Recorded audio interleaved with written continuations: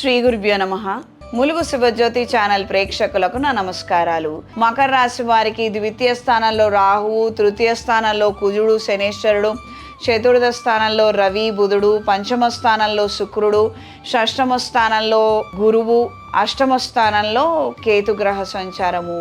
దూర ప్రయాణాలు అనుకూలంగా ఉంటాయి. టెన్షన్స్ ఎక్కువగా వచ్చే అవకాశం ఉంటుంది.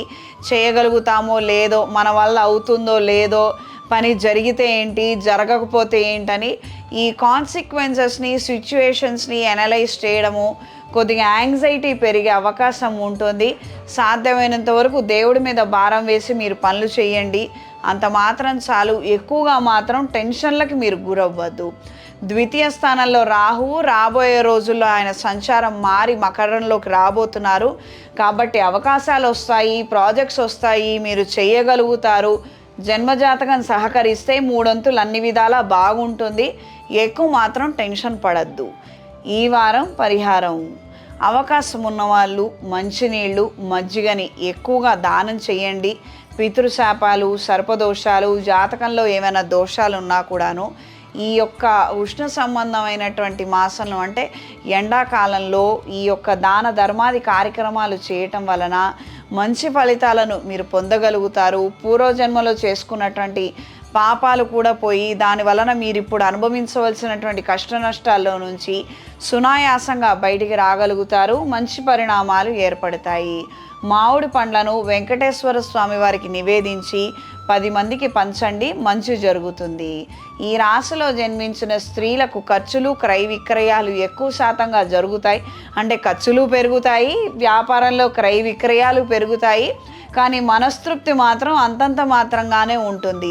ఎంత చేసినా, ఎంత సాధించినా ఏదో ఒక వెల్తి అనేది ఏర్పడటము, కాస్త బెంగ పెట్టుకొని దిగులు పడే అవకాశం ఉంటుంది. అంటే నేను ఇంత కష్టపడుతున్నానే, నాకు రూపాయి మిగలటం లేదే, నన్ను ఎవరూ గుర్తించడం లేదే, నాకు పదవి ఇవ్వటం లేదే, నాకు పలుకుబడి పెరగటం లేదే.